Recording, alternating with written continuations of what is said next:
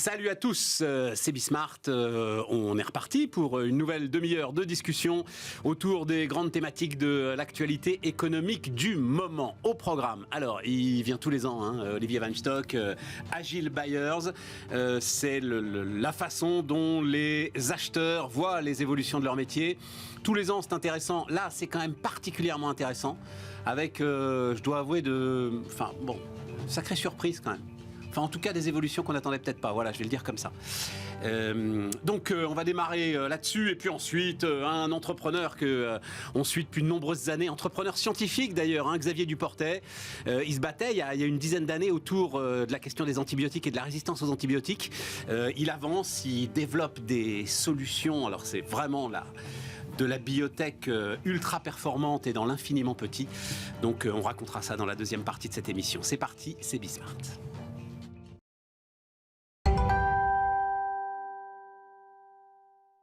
Mais donc, c'est Olivier Weinstock qui commence avec nous. Salut Olivier. Bonjour Stéphane. Agile Buyers, donc un directeur associé d'Agile Buyers. L'étude, elle est annuelle.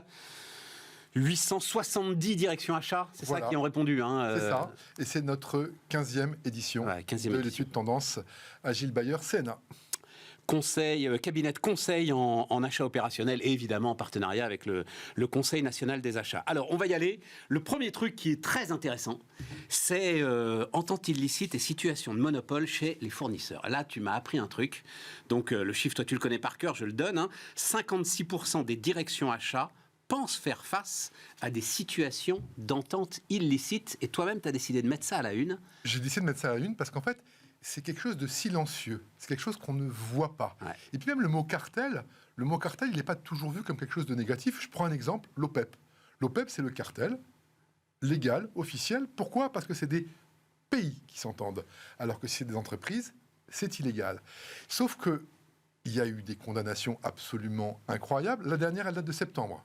Il y a eu une condamnation dans les travaux et le nucléaire. En France, ils sont 6 acteurs à s'être mis d'accord et ils ont pris une amende de 32 millions d'euros. Wow. Mais quand on regarde l'historique, il y a un nombre de cartels qui se sont fait condamner, c'est juste fou. Je prends un exemple, en 2019 et en 2020, il y a eu le cartel de la charcuterie. On en a entendu parler de celui-là. Celui du nucléaire, il m'a échappé à 32 millions d'euros en plus. À 32 millions d'euros, mais c'est en septembre dernier. Et il y a eu aussi un cartel de la compote. Alors, pour ceux qui auraient mal entendu, pas du caviar, de la compote, il y avait une entente de tous les acteurs, ils ont été condamnés. Mais ce qui est étonnant, c'est qu'ils sont condamnés en général quasiment 10 ans après les faits. Mais oui. Ça prend beaucoup de temps. Oui. Vous savez, il y a cette espèce d'effet... ça coûte quand même cher, mais on ne sait pas pourquoi. Eh bien, il y a quand même des fois où on peut se poser des questions.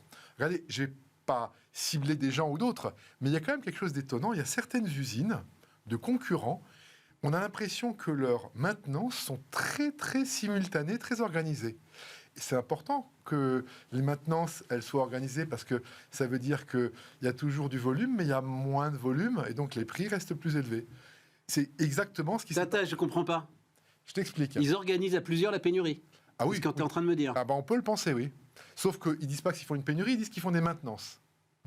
Donc, sauf que la maintenance, elle est ensemble chez l'ensemble des fournisseurs du secteur. Elle est très synchronisée. Elle est très synchronisée. Voilà. Elle est adaptée pour qu'il y ait quand même des produits sur le marché. Mais voilà. Donc ça, on peut-être que c'est par bienveillance sur le marché, ou peut-être que donc il y a des questions qui peuvent se poser, évidemment. Mais qu'est-ce qui explique tes 56% des directions achats ? Je dois dire, j'ai pas regardé les chiffres précédents. C'est la première fois que tu poses la question. En fait, c'est la première fois parce qu'on s'est dit, mais il y a quand même quelque chose d'étonnant. Alors c'est ça. Est-ce qu'il se passe un truc ? Pourquoi est-ce qu'ils ont regardé ? Et pourquoi maintenant ? Parce que, alors, d'abord, les condamnations se multiplient, d'accord ?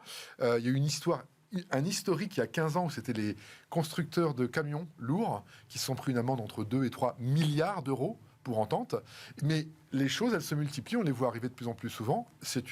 Elles enfreignent très clairement la libre concurrence. Pourquoi les directions achats ont regardé ça de plus près ? Parce que sur les 3 dernières années, avec les situations de pénurie, avec les monopoles, on s'est dit, mais comment est-ce qu'on peut travailler sur les monopoles ? Sauf que le monopole, c'est visible. C'est très, très, très visible quand vous êtes en monopole. Le cartel, non. Et le cartel peut être très ponctuel, il peut être très local.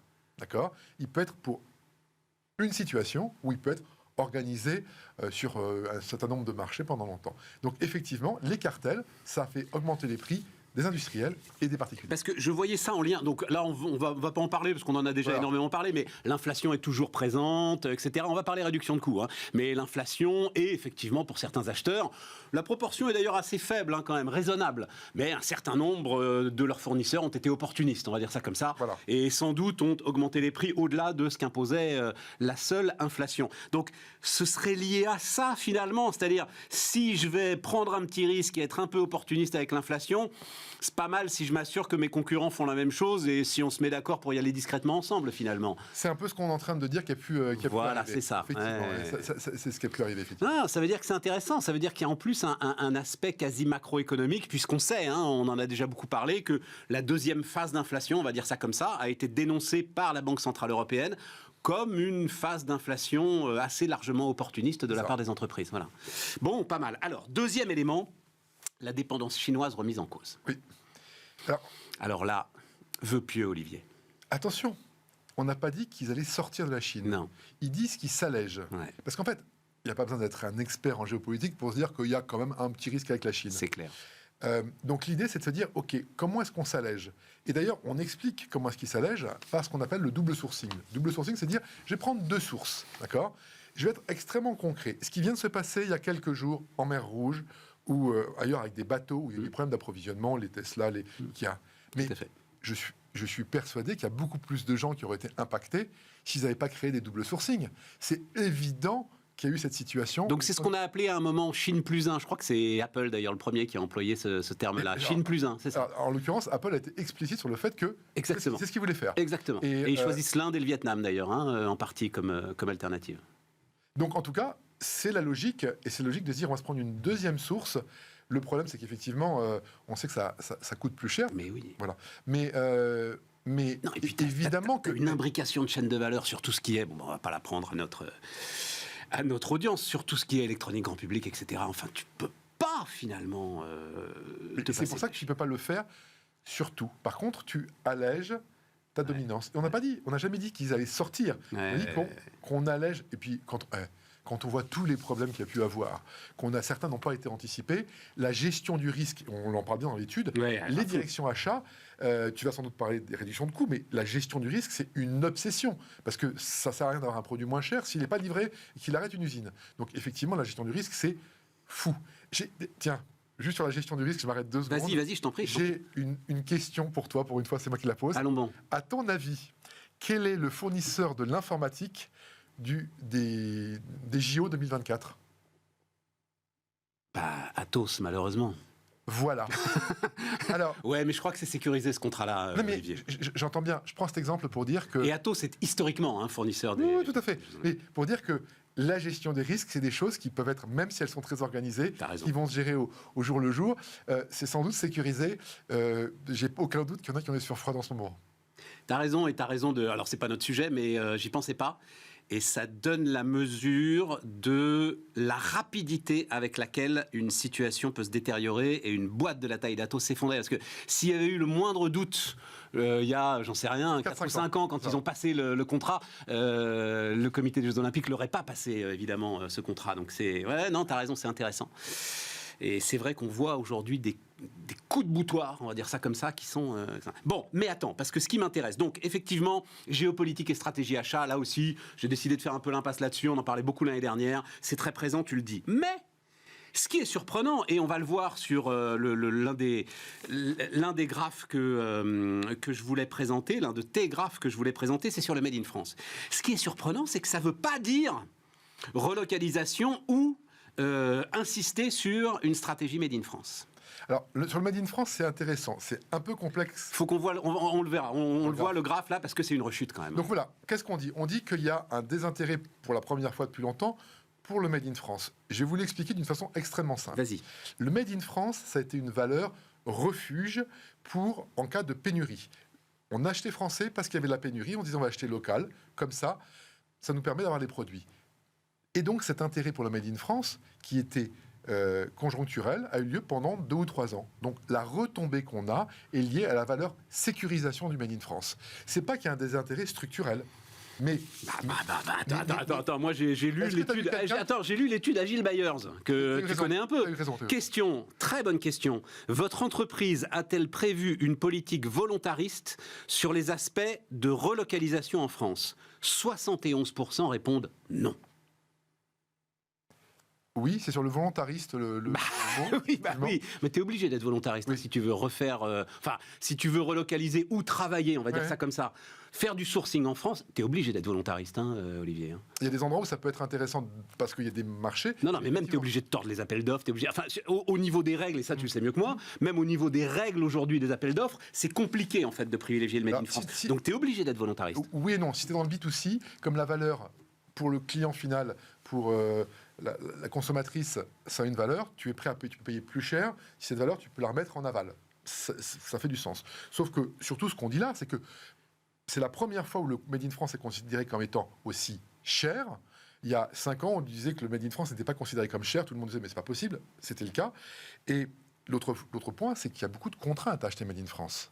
Il y a de plus en plus de contraintes à acheter Made in France. Et on va en reparler sans doute de la partie RSE, mais plus on a des contraintes RSE en France que les autres n'ont pas, plus il y a un coût associé. Je ne suis pas en train de dire que la RSE c'est mauvais, je veux dire qu'il y a un coût associé, ce qui fait qu'effectivement, le coût et les contraintes peuvent devenir plus importantes sur le Made in France. Alors, on n'a pas donné le chiffre sur la Chine, je m'en excuse, mais en fait, c'est plus de la moitié des directions achats interrogées, donc 51% veulent réduire leur dépendance à la Chine. Enfin, réduire la dépendance à la Chine est un de leurs axes stratégiques pour 2024. Et donc, ça nous amène à ce qui est pour moi le plus intéressant, finalement.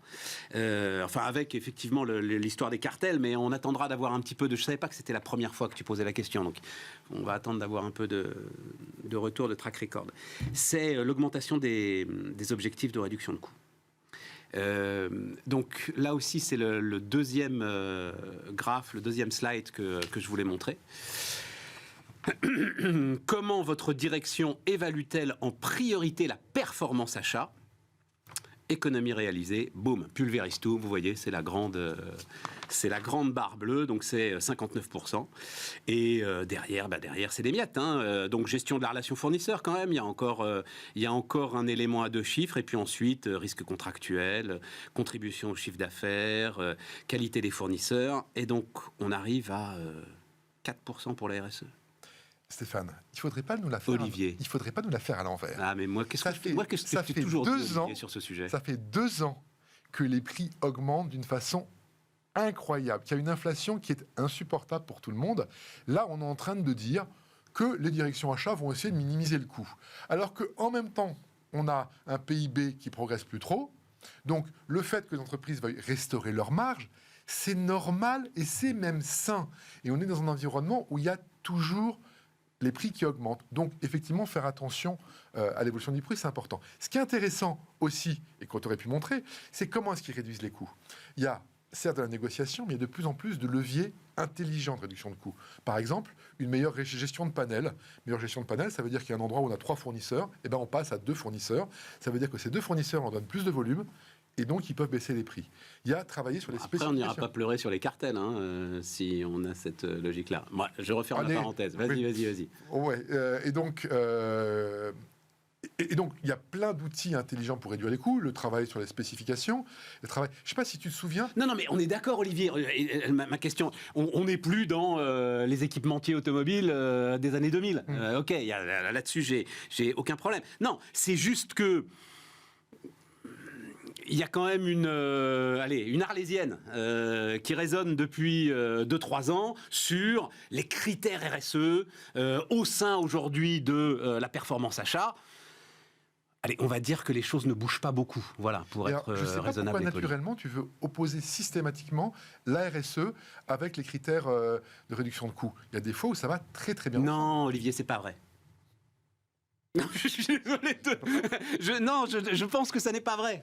Alors, je pense, c'est comme la croissance verte. Je pense que c'est des mythes en fait qu'on se raconte toutes ces histoires-là. Non, ça coûte plus cher. Ça coûte forcément plus cher. Réduire. Je prends un exemple. Réduire les matières plastiques. Ça, c'est typiquement un critère qui fait que ça coûte moins cher et que c'est. Mais pourquoi tu les remplaces si tu réduis les matières plastiques ? L'épaisseur dans les produits.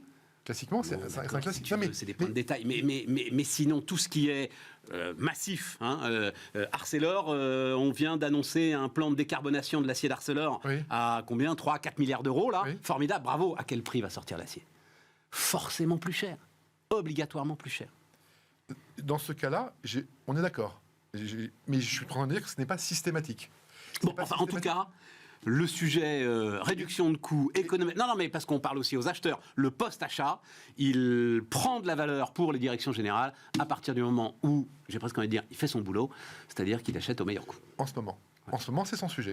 Et ça dépend de mais non, en phase de croissance... Tu as raison, je suis d'accord avec toi, ils ont le droit d'être intelligents, mais c'est toujours le sujet. Non, c'est pas toujours le sujet, ça change. Et il n'y a pas de honte à dire qu'ils peuvent réduire les coûts en ce moment. Mais franchement, là, vraiment...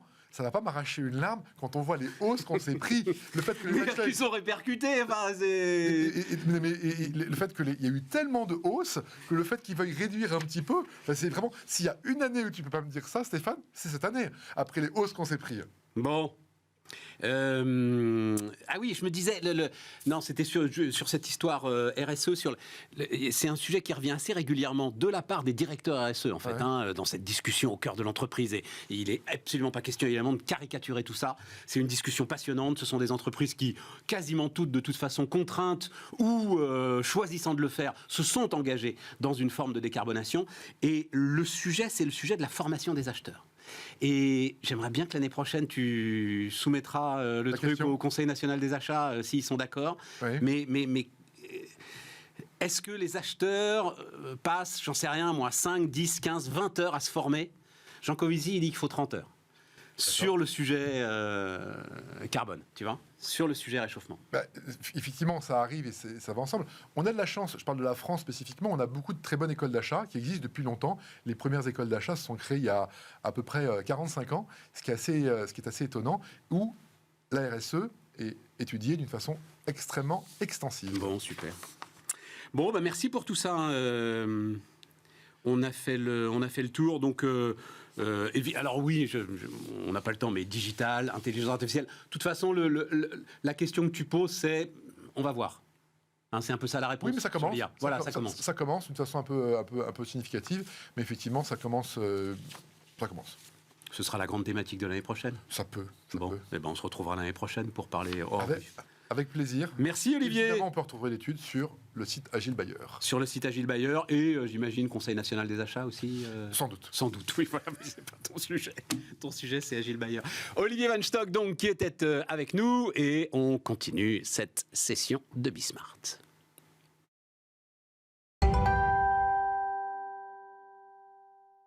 Donc on repart avec Xavier Duportet. Salut Xavier, fondateur de Eligo Biosciences, parce que c'est français, c'est pas Bioscience. Ça se dit comme on veut. J'ai été regarder sur le site, je me dis, mais en fait, il est vraiment français. Oui, Avenue de France en plus. Avenue de France. Le Nos racines sont américaines. Ben oui, tes racines sont américaines. On est revenu en France, mais on est une boîte avant tout internationale.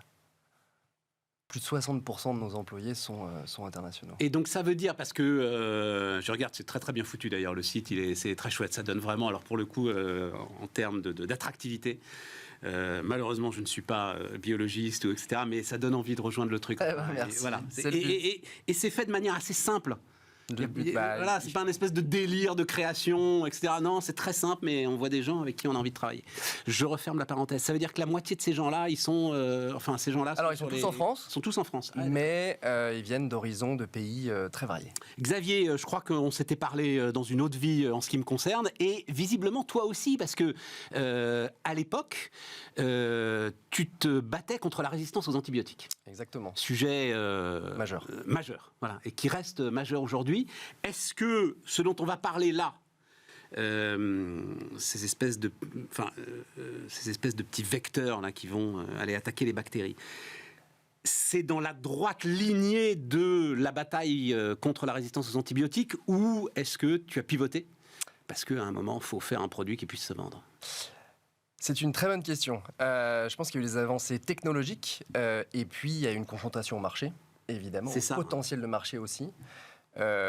Aujourd'hui, je pense, la biotech, l'antibiorésistance, c'est un peu comme le changement climatique. En gros, on sait que ça va arriver, on sait que ça va être désastreux, mais on met pas beaucoup d'argent.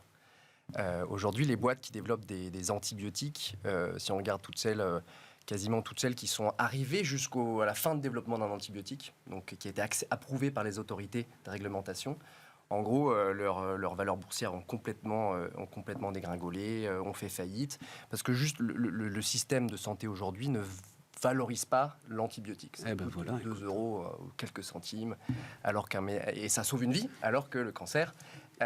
on a y compris de nouveaux antibiotiques ultra efficaces contre les infections nosocomiales, des choses comme ça. Justement, que le plus ils sont efficaces, le plus on les garde pour les tout dernières patients. On appelle ça des antibiotiques de dernière ligne. Donc on les garde pour les cas pour qu'il n'y ait pas d'accoutumance à ces trucs. Ouais, je comprends. Et donc en fait, nous, on a passé, on s'est focusé sur les antibiotiques pour les premières années de la boîte, enfin sur l'antibiorésistance, sur les maladies infectieuses. Avec de super résultats, puisqu'on est arrivé à des résultats on développait un médicament pour traiter les diarrhées sanglantes du nourrisson. Tu as peut-être entendu parler, il y a 2 ans, il y a des gamins qui sont morts, il y a 2 gamins en France qui sont morts après avoir mangé des pizzas Buitoni. Ah ben oui, bien sûr. Voilà, et donc c'est cette bactérie-là qui produit une toxine dans l'intestin et c'est terrible. Mais en fait, le marché est tout petit, mais ça nous a permis de prouver notre technologie. En fait, on est arrivé à pouvoir démontrer que ça marchait dans des modèles animaux infectieux. On donnait notre médicament, on sauvait les animaux. On est arrivé à pouvoir montrer qu'on pouvait produire à très grande échelle notre nouvelle modalité, notre nouveau type de médicament. On est arrivé à discuter avec les agences réglementaires pour comprendre le chemin qu'il fallait pour aller en clinique. Et en fait, ça nous a permis de convaincre des investisseurs, pas pour aller sur ce chemin-là de l'antibiorésistance. Aujourd'hui, ce programme, il est mis on ice, sur la glace, mais on discute avec des boîtes qui sont dans le domaine de l'anti-infectieux que ça pourrait intéresser. Mais nous, là, on est une biotech. Aujourd'hui, dans le monde de la biotech, le but, c'est d'arriver très vite en clinique sur des gros marchés. Et il se trouve que notre technologie a une application toute tracée dans une maladie assez...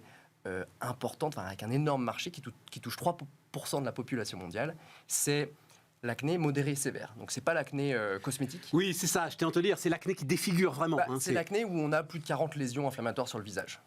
Et donc, c'est... Avant d'aller sur l'acné, je veux juste marquer un point, parce que j'aime bien faire ça quand même. Ouais. Ce que tu viens de décrire là, c'est vraiment le chemin de l'innovation. Et c'est vraiment le chemin de l'entrepreneuriat dans l'innovation, quel que soit le secteur. Y compris d'ailleurs, j'en sais rien moi, nouvelles technologies, tu vois. Les gars qui ont développé des outils pour travailler avec les cookies, puis tout à coup les cookies disparaissent, mais l'outil reste là, et boum, on le fait basculer. Je pense à Criteo par exemple. On le fait basculer sur le retail média. Et hop, et on repart dans une nouvelle histoire. Mais le fond, le socle, ça reste quand même une technologie propriétaire. Ah, complètement. Voilà, c'est ça. Et on reste au cutting edge, on continue à faire évoluer cette technologie aujourd'hui, où on sait que des compétiteurs qui étaient nos compétiteurs sont pas arrivés au même endroit, sont pas arrivés à faire ce qu'on fait, ont décroché en cours de route, et on continue d'avancer, et on est plutôt content et très fiers de cette équipe. Donc là, on rentre dans le détail, et c'est des trucs absolument fascinants, parce que donc, c'est la thérapie génique. Déjà, la thérapie génique, c'est fascinant. Donc, je le dis très très rapidement, c'est envoyer en fait un espèce de petit robot médicament qui va réparer le gène. Exactement. Mais toi, c'est presque le stade au-dessus, c'est-à-dire que toi, t'envoies un outil sur la bactérie pour détruire. Voilà, c'est ça le truc. En fait, maintenant, on fait plus que les détruire. En fait, aujourd'hui, donc la thérapie génique, en effet, on délivre, on essaie de corriger des gènes dans nos propres cellules, les cellules humaines, qui sont défectueux et qui lient à plein de maladies, qui sont associées à plein de maladies. Et nous, en fait, on s'intéresse à corriger des gènes, pas dans nos propres cellules à nous, mais dans les cellules de notre microbiome. Donc c'est les bactéries qui vivent en symbiose avec nous. Ouais. Et en fait, on se rend compte que certains gènes qu'elles expriment sont associés à plein de maladies. On parle de l'inflammation de l'intestin, on parle des comment réagissent les tumeurs, aux médicaments, comment les tumeurs grossissent, des maladies inflammatoires de la peau, des maladies du cerveau.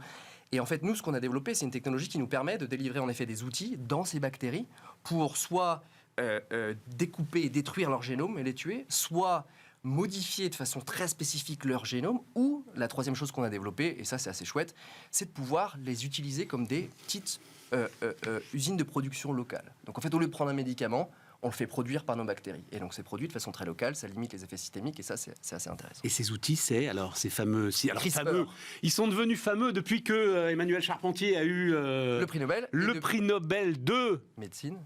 Médecine, non, justement j'ai un doute. C'était chimie. Chimie, je crois. Ouais. Oui, chimie.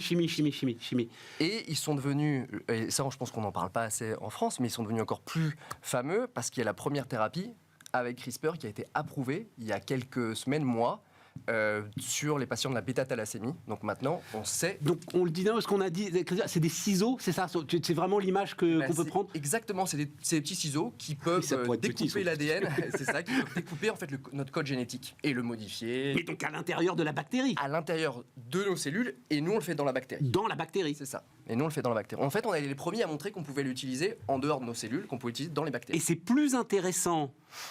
Donc, parce que le faire dans les bactéries que dans la cellule humaine? Non, tu pourrais la détruire, cette bactérie. Alors en fait, oui, nous, on peut la détruire. En fait, selon le CRISPR qu'on utilise, on peut le programmer pour la détruire ou pour modifier la bactérie et pas la détruire. Donc en fait, en fonction des indications thérapeutiques. Parce qu'elle peut être utile, cette bactérie. Parce qu'elle peut être utile, exactement. Voilà. En fait, il y a des bactéries... Si on corrige son mauvais fonctionnement. Exactement. Il y a des bactéries qu'on ne veut pas tuer, en fait. Il y a des bactéries qui sont vraiment importantes pour notre santé.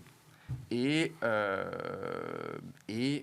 il y a juste un gène qui fait, dans certaines personnes, avec selon leur propre background génétique, leur environnement, va causer des maladies. Donc on ne veut pas la tuer parce qu'elle est bonne pour plein de choses, mais on veut juste la modifier. Je marque un silence parce que c'est fascinant quand même. C'est fascinant. C'est extraordinaire. Voilà, c'est extraordinaire. C'est très, très, très, très compliqué, mais c'est fascinant. Et donc là, Focus Business. Ouais. Donc tu as ce sujet donc autour de l'acné sévère, encore une fois, hein, comme modéré à sévère. Voilà, modéré à sévère. Ça, en plus, le truc, ça va se présenter sous forme de crème, c'est ça ton... Oui, c'est topique, c'est ça. Ça va être un gel. Et en fait, ça va dans le gel. Il y aura nos petits vecteurs qui vont venir injecter les outils dans les bactéries de la peau, puisque c'est les bactéries de la peau qui sont une sous-population des bactéries de la peau qui est responsable de l'inflammation dans les follicules pileux. Qu'est-ce que il nous reste peu de temps, mais comment est-ce que tu vois... Parce qu'on a beaucoup dit là qu'il y avait un coup d'arrêt sur l'ensemble de l'écosystème, etc. Ouais. Et tout. Bon, tu avances, tu progresses. C'est quoi? Est-ce que c'est un coup d'arrêt de financement? Oui, sans doute un peu, mais est-ce que c'est pas aussi une forme de coup d'arrêt d'innovation? Ou en tout cas d'un certain nombre de sujets sur lesquels on espérait beaucoup et qui, derrière, ont du mal à passer au marché, justement? Alors, je vois pas, moi, du tout ça comme un coup d'arrêt de l'innovation. Au contraire, je vois ça comme on finance beaucoup plus de l'innovation ancrée dans le réel et dans les besoins, c'est ça. plutôt que des choses qui sont à plus long terme, en fait, qui manquent de concret, en fait. Je pense qu'il y a eu un peu une vague de la biotech, ça change le monde. Oui, ça change le monde, mais en fait, il faut le faire bien, et c'est compliqué. On ne peut pas financer n'importe quoi. C'est ça. Typiquement, nous, on a passé du temps sur l'antibiorésistance, et puis c'est pas forcément le marché qui va faire que la boîte va cartonner. Là, une forme d'âge de raison, tu dirais? L'âge de raison. Et c'est tant mieux, en fait. C'est tant mieux. Nous, on est arrivé à lever nos 30 millions avec Sanofi Ventures. C'est pas un miracle, mais ça a été dur, ça a été long, mais on y est arrivé. Et je pense que c'est parce qu'on a justement une véritable innovation, et puis on a montré un chemin vers la profitabilité. C'est compliqué en biotech, c'est dans très longtemps, mais en tout cas, qu'on a su pivoter sur un des marchés intéressants qui permettait de créer de la valeur au court terme, et donc pour en générer encore plus par la suite. Merci Xavier Duportet, donc, qui nous accompagnait pour cette session de Bismart, le fondateur de Eligo Biosciences, et nous on se retrouve la semaine prochaine.